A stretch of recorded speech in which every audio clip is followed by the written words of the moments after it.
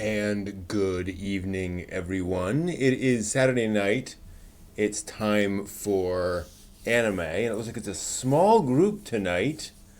Might not have many folks down here in the chat tonight, but it's one of those days. It's been one of those weeks actually. Adding apple juice. Um, Yeah. So it's been quite the experience. I'm going to wait around a little while here to see if anyone shows up. Hey, Solid Gumby. Good to see you. Yeah, this week at work was exhausting and uh, tough in a couple of different ways. And it was partly my fault, partly just some other folks that we were just having some issues with. But I was responsible for a thing that did not come together, and I feel really bad about that. When you try to do something and you're working with other people, but you just kind of lose your grip on it and it kind of falls apart. That kind of happened to me this week, and I felt bad. I really disappointed some folks at work, and it was just a rough time. So fortunately, got a long weekend to relax and recover a little bit. Spent some time today just watching some YouTube videos on woodworking and various geek stuff, some Adam Savage things to kind of get back in the groove. So hopefully I can kind of get the kinks worked out here, and we'll see how that goes. Curious, Solid Company, did you see any ads on here? I tried just switching on monetization on the stream just to see what would happen. I don't particularly need monetization one way or the other, but I'm just curious what it does. So if anyone has any feedback on that, I'm curious. Don't know if that monetization actually does anything noticeable. But yeah, it's also a quiet week in the world of anime, to be honest. Oh, that's weird. One second, camera got a little getting a little wonky here. Let me see if I can fix that. Figure out the zoom. Focus should be out of there. We go, and let's just set that there. Didn't see any ads, just normal anime trivia. Okay, good to know. See if anyone else has see something else there. But yeah, news is kind of quiet. It is Katsucon this weekend, which I was originally planning to attend, but as a result of everything going on at work, I've had to actually I've got to do some work over the weekend and sort of catch up on things. So I don't really have the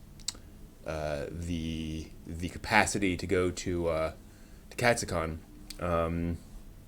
That's the other thing I'm doing this weekend is I got to catch up on work stuff. So besides just relaxing, so that's the other thing going on. I wish I could just relax actually. Anyway, so CatCon is this weekend. I got some photos from some other folks who were doing panels on there. Seems like a good amount of attendance, which is always good to see, folks showing up to panels at cons. I'm a big fan of con panels myself. Like to see that happening. I don't know, for me, cons are most valuable for the panel content because it's stuff you generally don't get anywhere else. Whereas the other aspects of a con you can usually get somewhere else, other than getting together with friends, obviously.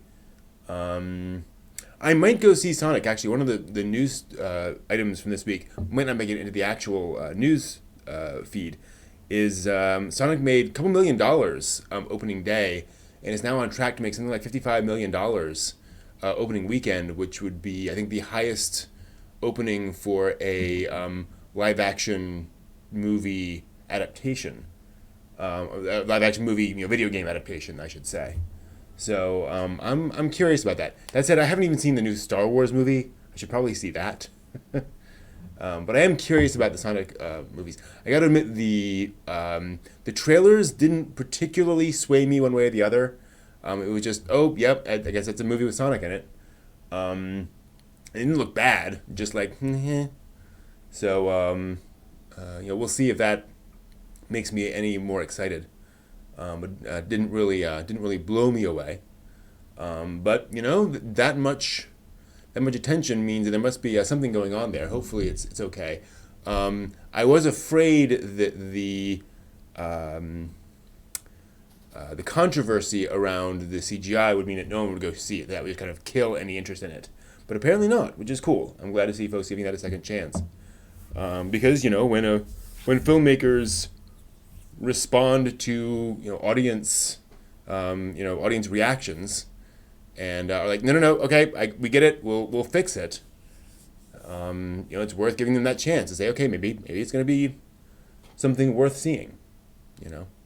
Well, it's so rare for us to get that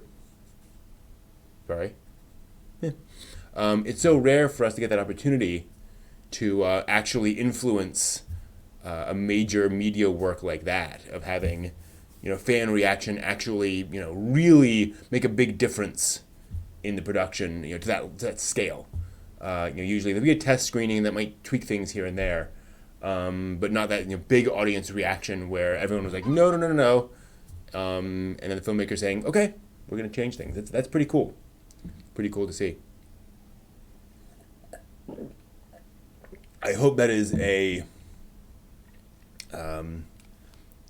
direction we'll see in the future. I hope more creatives will be more open to those sorts of reactions. And obviously not everything. You don't want creative people trying to please everyone.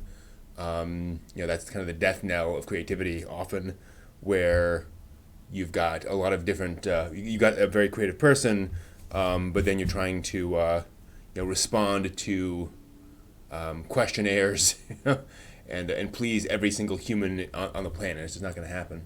But I think that scale of thing where, nobody seemed to like that original Sonic trailer, and them saying, okay, I hear you, we'll make it work. Must have been expensive also to essentially reanimate all of Sonic in that movie. I mean, granted, it wasn't all done by the time the trailer came out, but still. Ick. We'll see. Honestly, I don't really have didn't really have a time to put together the news lower thirds, and as a result, I think I'm just going to do the news by myself, because if it's just the avatar talking, it's a little weird. It's a little hard to concentrate when there's no lower third for transitions. So I think I'm just going to do the news straight up. So I think, you know what? I don't know, y'all hear that?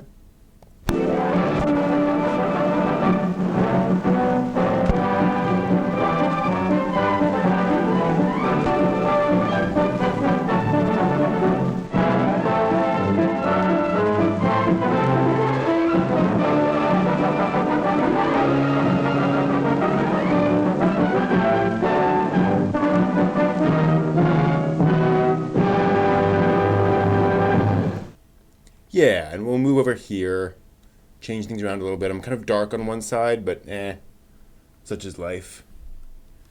And yeah, let's just do it.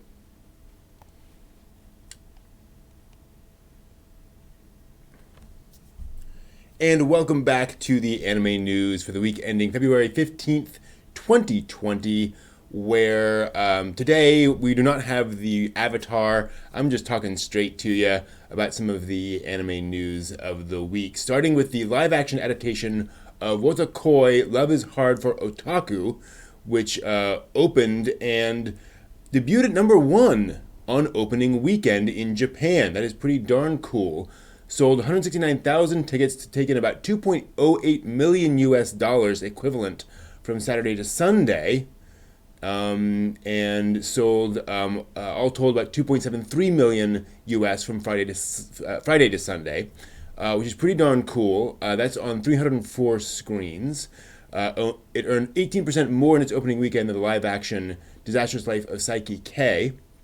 So that's pretty darned impressive for a live-action adaptation of anime to open at number 1 in the weekend, especially for a otaku love.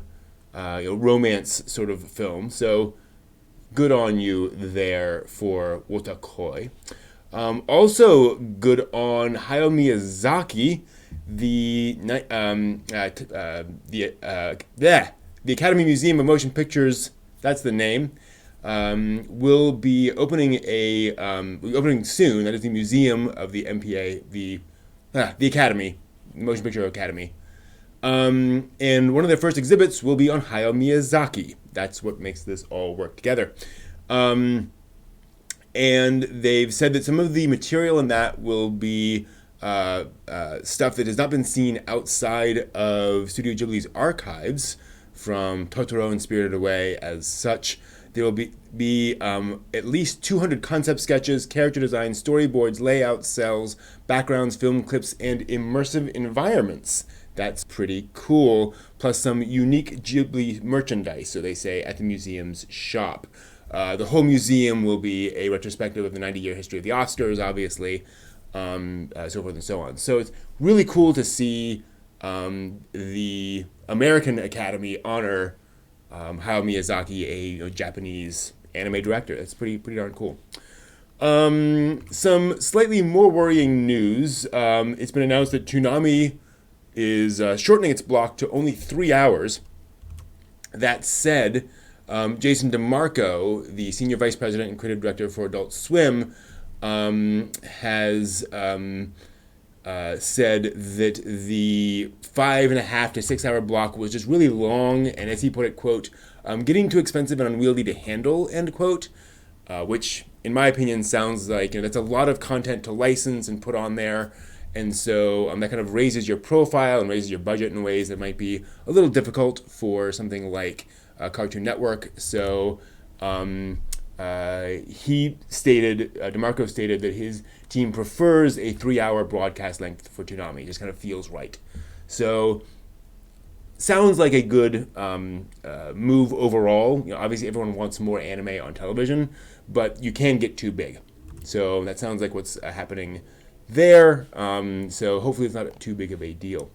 Moving back into film news, the official website for Seizoru Tori no Habatakanai, The Clouds Gather, which is the anime film of Twittering Birds Never Fly. Their website has revealed that the manga is inspiring a second film called The Storm Breaks, including a few screenshots from the second film. This is a anime film based on a boys' love manga. There'll also be an original OAD for the franchise titled Don't Say Gold. And that's pretty cool. The first film opened in Japan last Saturday. And, good to see more anime films coming out, if that is your thing.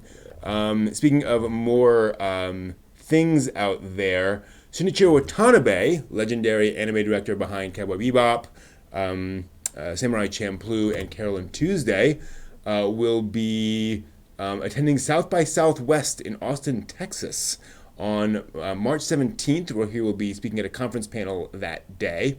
This will be the same day as the performance of the singing voices for Carol and Tuesday. That kind of makes sense. So he will be there, presumably talking about Carol and Tuesday and the rest of his stuff. So good to see a legendary anime director over here in the States. A few other bits of news. The final event for the Hatsune Miku Expo concert series will be in North America in Montreal. On May 15th, Hatsune Miku will appear at Montreal's Place Belle. I think that's how you pronounce it. I'm not sure. And that's going to be pretty cool. Now, it'll also be at other places in North America, Coachella, Vancouver, LA, Orlando, DC, Toronto, etc. from April to May. But the final concert date will be May 15th in Montreal. So if you're interested in Miku, definitely there's where to catch her final date of the tour. Finally, a bit of odd news. A recent anime film called The Island of Giant Insects launched a Kickstarter just a couple of days ago for an English dub of the film. So the thing here is that it's about it's a survival horror story, plane crash, a bunch of high schoolers, I believe, end up on this island filled with giant insects. Imagine that. The film opened January 10th in Japan. And I believe it is also streaming on Crunchyroll right now. Yes, that's correct. Everywhere outside Asia. So the staff announced that they're launching this Kickstarter specifically for an English dub of the film to make a final edition. The campaign will end in about a month on March 15th. Unfortunately, checking the site right now, and they're looking for a total of U.S. equivalent $77,419, and they're currently at $7,212. So about 10% of that, a little under 10% of that, after 2 days. So not looking too incredibly, great for the film. It might still make it there. A lot of projects like this start slow and kind of grow over time. They will certainly need that. But sadly, not a ringing endorsement for the Island of Giant Insects. So here's hoping that that turns around and they're able to do that and get that dub made, because more exposure for anime is usually a good thing. So here's hoping. That's the news for this week. Thanks for watching. See you next week. That's it. That's the news. Like I said, nothing too crazy. That is what's going on in the world of anime. Let's switch this over. Gonna get all weird and shaky here for a second. Whoa, what's happening? Ah, whew. That was pretty crazy, guys. Pretty nuts. But I think we're all back. Trying not to get all the light there. There we go. We're all good. So how are you all doing? Anything new? Anything fun in your all world?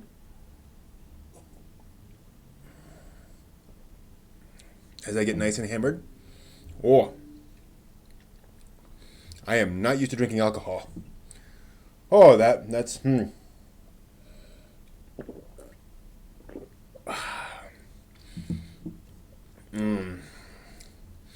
That is definitely something. Full disclosure, I have not watched much of any anime this week. Just with everything going on at work, I've been kind of out of it, to be honest. Been trying to just sort of keep up with what other folks have been talking about. Generally keeping an eye on Twitter and such. But that's been about it for me. Anything y'all want to talk about? Anything you want to dig into? I am open right now. It's sort of a quiet Saturday, and I'm always open to hearing folks' thoughts and ideas. Otherwise, it might be a short stream, which is totally fine. That happens some weeks. But I will leave it open. I'd love to. It used to be on I'm remembering the old Saturday live streams where I just stream some anime, play some music in the background. But YouTube is not happy with that anymore. Can't really show that stuff the way we used to be able to, which is unfortunate, but that is kind of the way of life, the way of reality, the way of YouTube. I'll be honest, there are times when I'm thinking of actually changing to making a new YouTube channel, because I think, ironically, if I were just completely new with a clean slate, I might get more traction. I think there's just so much content on my channel that is pulling the algorithm in one way that it's really hard to break out of that cycle. It's just really hard to get more hits, because I think past data is dragging it around. But I don't know. How's D&D been? It has not been, actually. My main campaign, we have not met since, I think, before Christmas. Partly because folks were out, and also just because several folks had travel, and then I had travel like two sessions in a row. So hopefully this next session, which will be in, I think, a week from Tuesday, fingers crossed we should be able to do that. But hey, JJ, I was going to be at Katsu, but I had this kind of a week at work, so I've got work to do this weekend to catch up, and I'm also, frankly, trying to recharge a little bit. I'm not in a position to really comfortably go to Katsu. So it's work and work this weekend, basically, and a little bit of recharge time as well. but it didn't really work out. Yeah, like I was mentioning this earlier in the stream. Some of it was my fault. I was managing a project that just kind of went off the rails, did not end as well as I'd hoped. I just wasn't managing it as closely as I should have, and then other folks having some issues. So just rough week. Let's see here. Hey, George Sleeth. Working on dissertation about escapism in games through characters. Interesting. Anime that is about that. Certainly, I would look at Serial Experiments Lane. I'll type that in. Thanks, JJ. Appreciate it. Serial Experiments Lane, because it is about escapism. I would say also, there's there's an episode of Boogie Pop Phantom. I think, one second. The original Boogie Pop Phantom from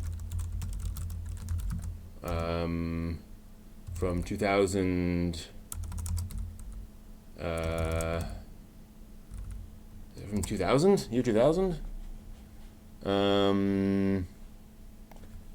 Episodes. That looks like it. Gotta find the episode name because that is more helpful. That's odd. Not seeing an episode list.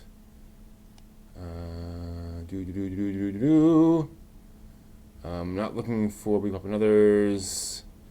Let's see if that works. Nope, that's not working. Maybe that's it. We will see. Yep. But that's the original Japanese titles. Dang it. There's an episode of Big Pop Phantom that actually deals with a guy who is obsessed with a digital character.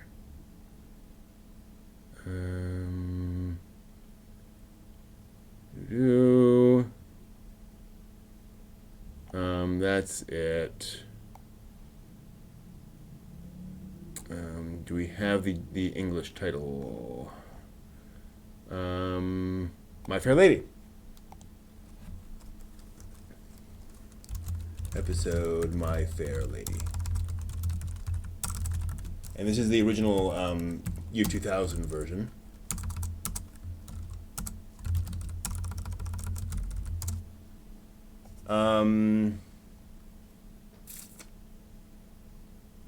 Escapism in games through characters. Think of other things. Yeah, that's a thing. I'm JJ. I'm trying to think of like isekai examples that are deliberate escapism, where it isn't just I got hit by a truck.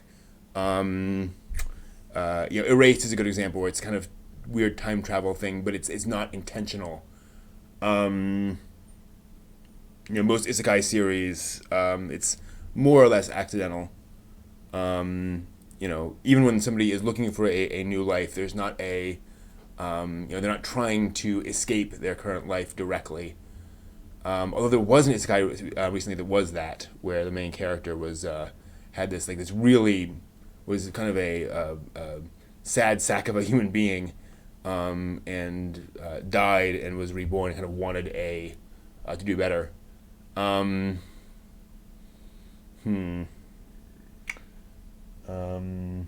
Yeah, My Fair Lady's a cool episode. I have not seen Big Fish and Begonia, but that is on my Amazon wish list. Was just skimming through that actually. I'm really interested in Big Fish and Begonia. Looks gorgeous. Inuyasha. Interesting. I'm not aware of any escapism in Inuyasha, but it might be there. I'm not deep enough into that. Anime that had a gaming den of people jacked into games, their physical bodies wasted away. Not sure about that one. That's not immediately familiar with. So we're looking for anime that's literally about escapism, particularly escapism through characters, where somebody wants to escape their current life, particularly through media and through sort of fantasy and such. I have to noodle on that a little bit.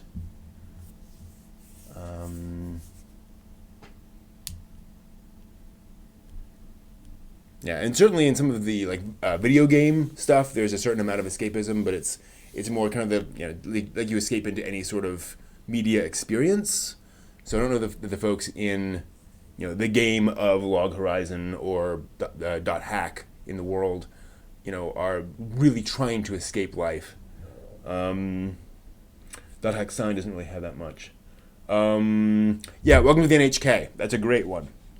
Welcome to the NHK is absolutely about escapism from life. Totally, totally, totally.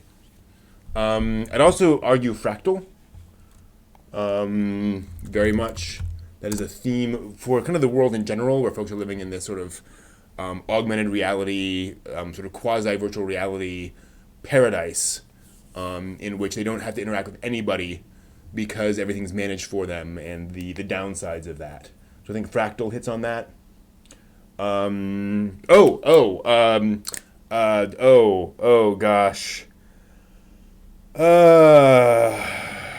Hold on.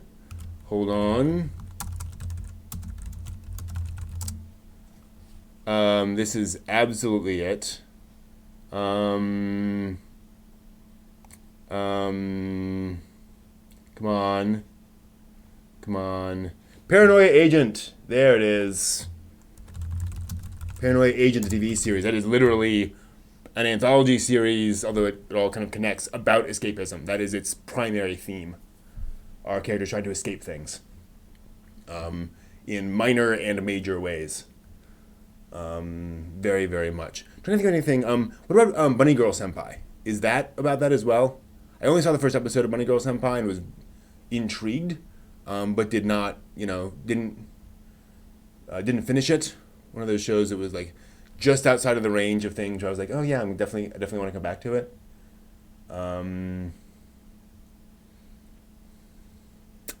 Yeah, Bunny Girl Senpai might be one. I don't know if there are any others recently that are on that theme. I think there's probably one or two, but not sure. Anyway, No Game No Life, again, could be, haven't seen it, so not sure on that.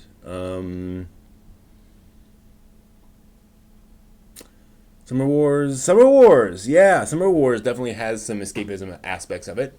Characters trying to, I mean, more in a sort of a grounded way, where characters just trying to not make certain parts of their lives, be known, I think. But yeah, Summer Wars would be there. Trying to evade life. I think of any comedies that hit that, where it feels like fertile ground for comedy, as somebody trying to avoid life. Obviously, NHK does that, but Excel World has it. Cool.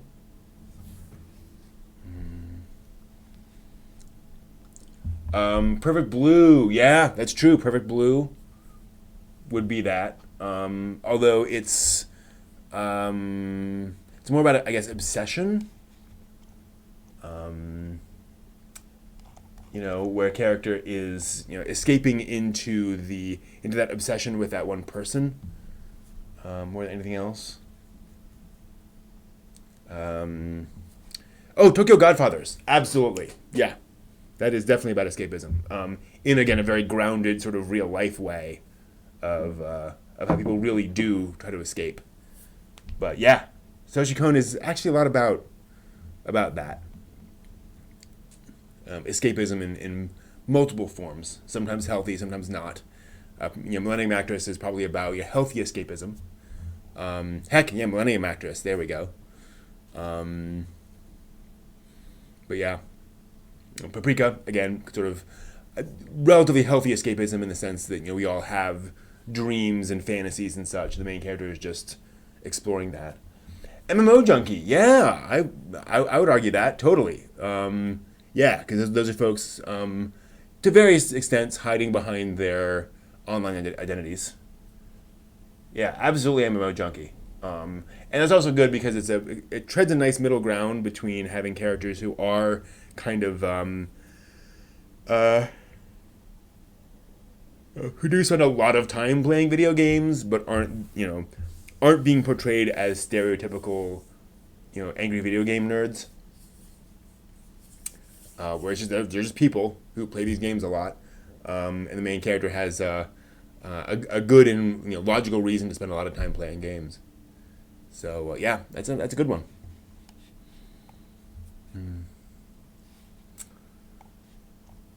Yeah, escapism is the kind of thing that I think most media kind of shies away from a little bit because you don't want to suggest that people are spending too much time on your own media, and suggest that folks are insufficient or are I mean, mass media wants you to consume vast quantities and be constantly consuming its material. So the idea that you can overdose is not exactly politically correct in those environments.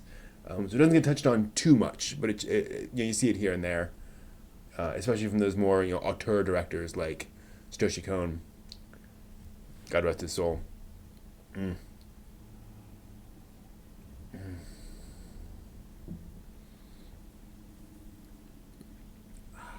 Oh, okay, that's enough. I just have no exposure to alcohol. Um, yeah, I don't think Escaflowne because again she's not trying to escape. It's an accidental teleportation basically. I mean, how accidental is it, right? In the whole thing. But yeah, I would argue it's not escapism in the classic sense of the word, or traditional sense of the word, where she's just kind of you know she ended up there. Right, yeah, Magnetic Rose is more about just not being able to let go as opposed to intentionally escaping. It's natural human resistance to change, if you will, more than anything else. Yeah, that's why I think a lot of isekai don't really count as escapism in that sense. Although you could argue that certainly the audience is identifying with isekai as escapism more than traditional anime. Right, isekai has a more direct idea of it is possible. I can imagine myself in that situation where I die or something happens to me and I end up in this alternate world. You can place yourself in that person's shoes more closely than a person who was born into a fantasy world, or who goes to school with half a dozen cute girls and all that kind of stuff. So I think there's definitely a little bit more audience self-identification and thus implied escapism in isekai than traditional fantasy or science fiction. But it's a step in that direction as opposed to full scale escapism, I would say. Just personally.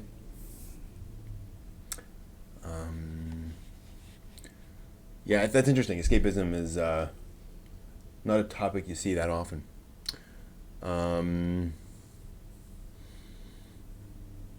It's funny realizing that thinking about isekai, talking with some other folks recently, realizing that Yoshiki Tomino, creator of Gundam, made the first isekai series with Aura Battler Dunbin back in 1985.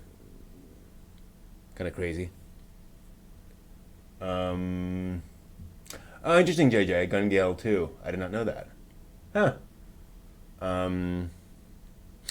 Actually, Dot Hack Sign does have it. So Dot Hack Sign.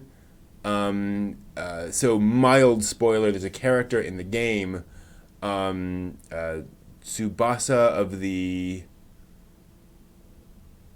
Azure Wings, something like that.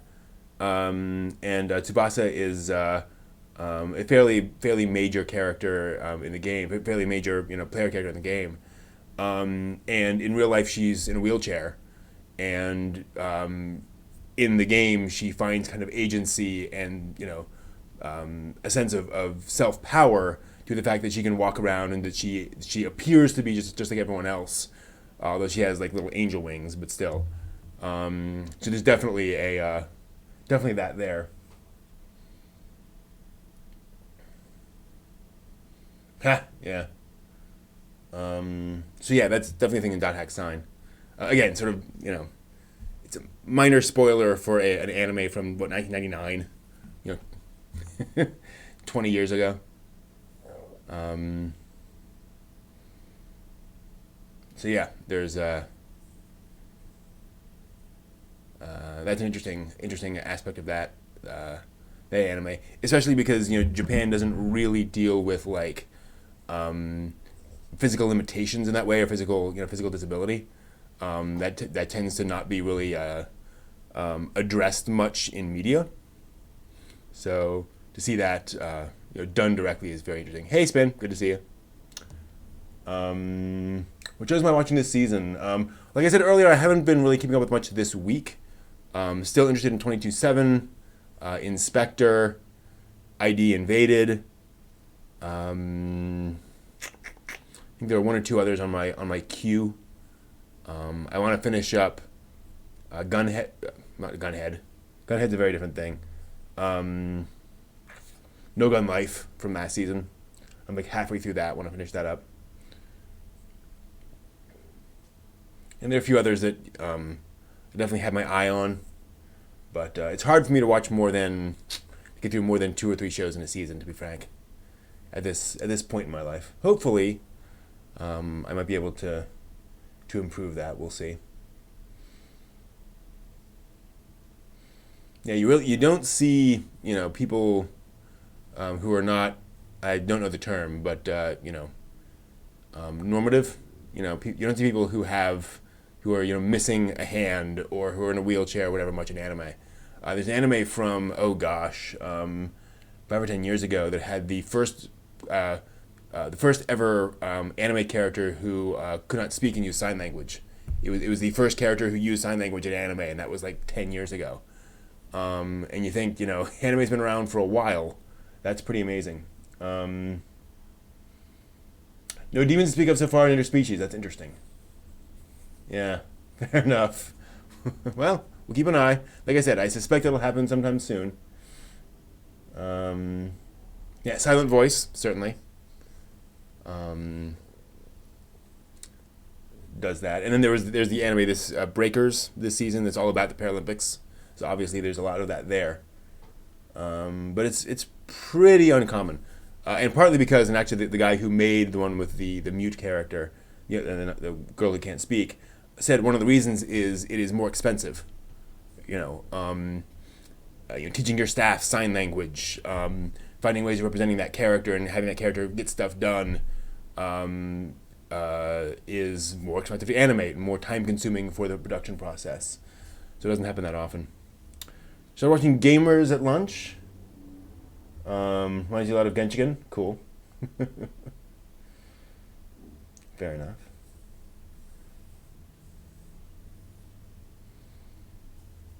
But yeah, that is an interesting thing. So anything else you guys want to dig into this week? Oh, now that some more folks are here, there's an enable monetization button on the live stream, which I clicked. Did you guys see any ads? I'm not sure. Yeah, you missed the news. Sorry. Now, I do have a copyright strike on this old video, so that may have disabled monetization for a while. I don't know. But I'm just curious if anything advertising like showed up for you guys on the stream. Nothing? Okay, cool. Well, we'll see if that does anything. Maybe on the actual video that it posts, it will enable monetization. Maybe on the the archive version. Who knows? Interesting. Or it could be I'm just not getting monetization. I'm getting no money because I dared post a review of Toriko. But I'm not bitter. I'm not bitter. Yeah.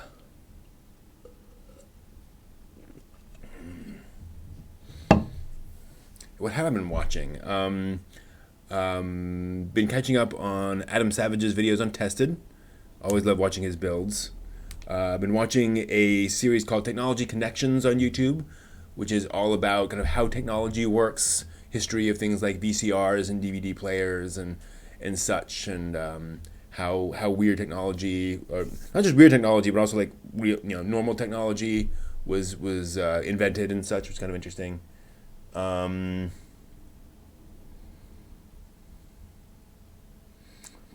got a 5-second ad on the Guy Next video. Fair enough. That does happen. Yeah. What else? And just watching like woodworking videos. I enjoy watching folks build things. I do have a cool project that's actually right under Totoro right there that I'm waiting on some screws for. I'm gonna build a little like a mini gaming table with a little tablet in the center, which should be fun. I have the actual electronics and the wood. I just need to be able to secure it on back. I need these special screws for it. So waiting for that to show up. Then I can start building that. That'll be a fun little project. I've been baking, doing a lot of baking, of course, because it is hobby hopper time for comfort foods. Folks following the Twitter Gearchaeology will see I posted a bunch of tweets last night and tonight when I made some cinnamon rolls, iced cinnamon rolls. That was pretty good. Let's see if I can show you. I know I can. Yeah. Oh, I wanted to download it. There we go. Let's see if I can show this to you all in a way that doesn't. Here we are. Doesn't reveal all my personal information. So if I go down to here, I go to local desktop. And that's easy enough. So that's what I made this morning.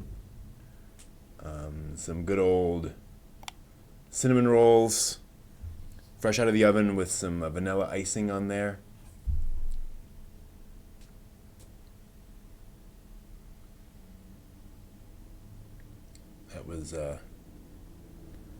That was fun. And working on some other stuff. Made some English muffins yesterday, actually, which was fun to try out. Actually, I haven't. Let me check those out. 1 second. I made them and froze them, but haven't actually looked at them. So 1 second.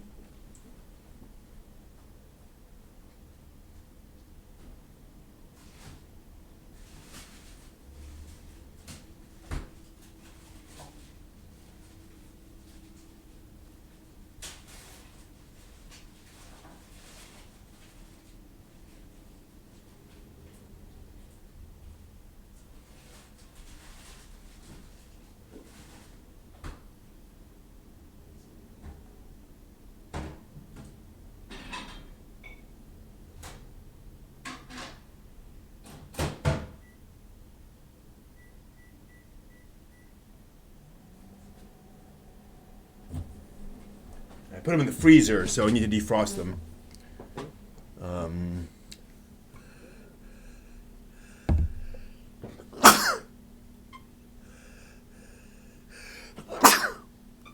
Excuse me.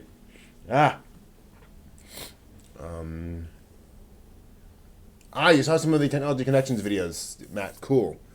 Yeah, I find his approach really engaging. Thank you, JJ. Yeah, the Joe Frogger cookies are, again, remarkably easy. Just throw the ingredients together, bake them, and you're done. And they're nice and soft and gooey and alcoholic. Slightly alcoholic. Cinnamon rolls are cool. The nice thing about the cinnamon rolls, and I'll see if I can't find the recipe and post it, is that they're all, it uses a bread machine recipe. So you throw all of the ingredients in a bread machine, let it go, and then just roll out the dough, put in the filling, roll it up, cut it out, and you've got your rolls. So it's pretty easy. The problem with cinnamon rolls is they need to rise. So you need to basically, once you cut them out, you need to spend some time in the fridge, rising, and then baking. One second. Hopefully it's defrosted now.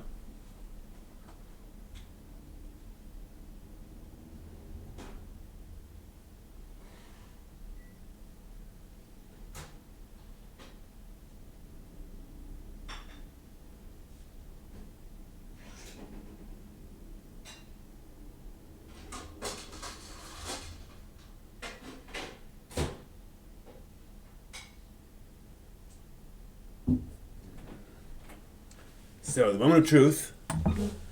These are, and I'll try not to, have these fly out like I did the cookies.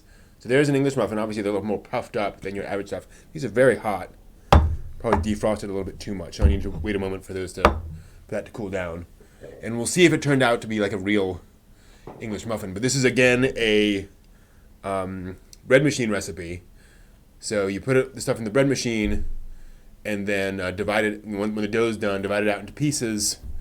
And then just sort of flatten them out into patties, basically.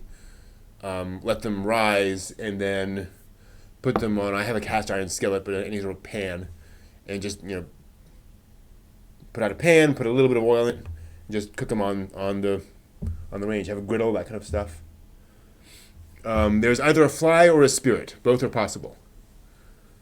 Many things are possible. Actually, I don't know if you can see, I don't know if I had many sitting around here. I have ladybugs everywhere in my house. Every year, around this time, ladybugs just start sprouting everywhere, and they start, I see them like crawling around and flying, and unfortunately, they don't live very long indoors. Like, this is not the ideal environment. They need the outside. But I will see a bunch of ladybugs. You may be seeing ladybugs. The ladybugs. All right, so this is still pretty hot, but I'm going to try cutting into it. I'm going to be very careful here. I'm not going to cut all the way through. I'm just going to cut part way through and then flip it. We'll see if this worked. I'm not sure. Nope. Wah, wah. So these turned out undercooked. Interesting. So, well, that's a shame. Looks good, but I think they need to be a lot flatter. They just didn't cook all the way through. Oh well. Well, I will just have to make them again. The nice thing is basically it's, again, throw ingredients in the bread machine and then throw them on a griddle. 5 to 7 minutes each side until they start to brown. They smell good. Like, these are clearly English muffin stuff, but they need to be. It says, oh yeah. They were saying they need to be like half an inch deep, and mine were like over an inch. They were probably double the height that they should be, so that was my mistake. Should have flattened them out more. You live and you learn. And these are actually still pretty big. Like, I think I should have made them smaller. You can imagine that's a pretty big English muffin if it had been flattened out. So, again, that's why we try things. Oh, well. Such is life. Cool. So, yeah, it's been fun trying out different comfort foods at home and seeing what works out. And it's one of the reasons why I didn't talk about the English muffins yet. This is my first time making it, and I didn't want to say, hey, here's a great thing to make, and then to say, oh, by the way, I should have mentioned that this way of doing it results in uncooked insides, which you don't want in your foods. All right, everyone, I think that will do it for tonight. Thank you all so much. I think I will head out and get some other stuff done. Unfortunately, I'm going to hold off on Nadia this week. I'm feeling kind of tired, and so I could use a little bit of a break this week. We'll come back to Nadia hopefully next week and chug through more of it. So thank you all so much for stopping by. Always good to see you all. Thank you, and hope you all have a great weekend. And hopefully things will be on the upswing. Yeah, I got to put in some work this weekend, and everything should be back up and going. By the way, I think I posted my last Eva video this week. I'll be switching over to other content, other stuff in the weeks ahead. So I look forward to a slight shift in content. Thanks all. Take care, everyone. Have a great one. See you next week. Until next time, watch more anime.